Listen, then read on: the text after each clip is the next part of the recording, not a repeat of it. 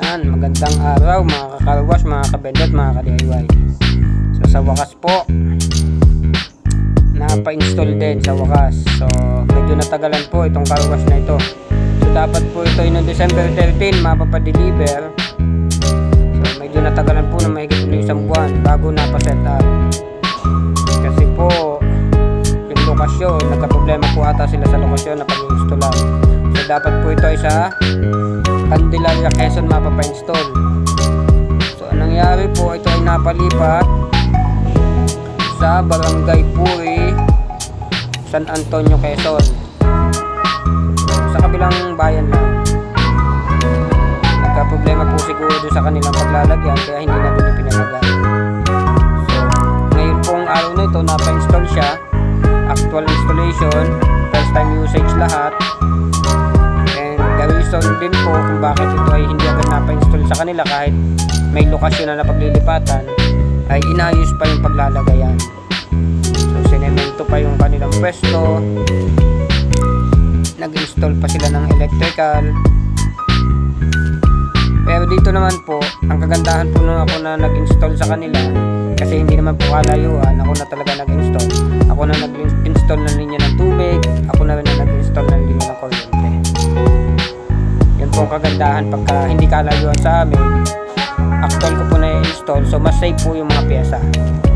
Unlike po dun sa dadalhin na buo, ang hirap pong ibiyahe. Napakahirap ibiyahe kasi napakabigat po ng machine. Yan po ay biniyahe ko ng walang laman. Tinanggal po lahat ng laman ng cage ng bendo.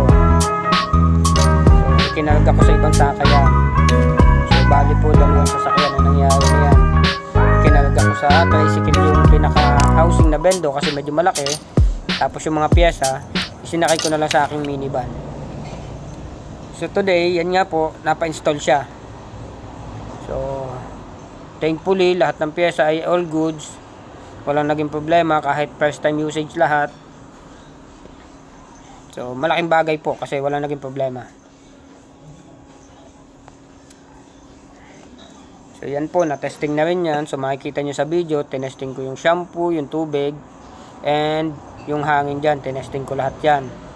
Lahat po yan ay first time use. So yung pinag-testingan ay sa may-ari, yung tricycle na yan.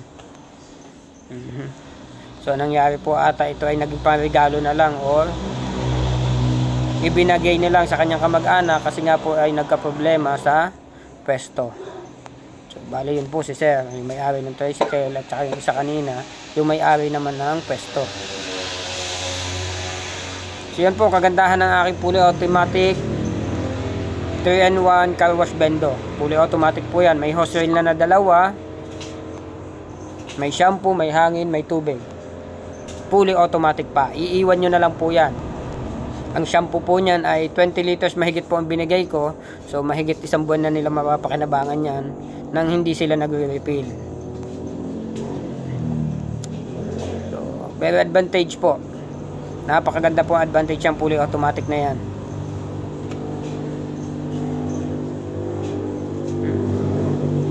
Yan po ay makikita nyo naman hanggang dulo ng video ay na-testing po lahat ng maayos.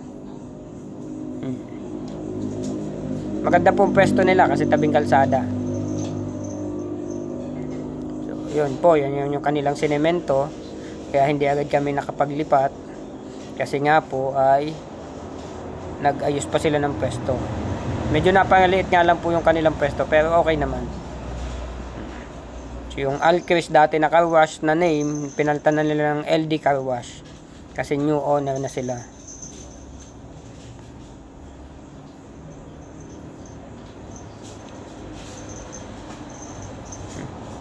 So ako muna ang car wash boy today. Kaya mapapansin nyo, ako po yan nagka-car wash na yan. Para matesting po ng maayos lahat. Sa mga gusto pong mag-avail, PM lang po sa FB ko.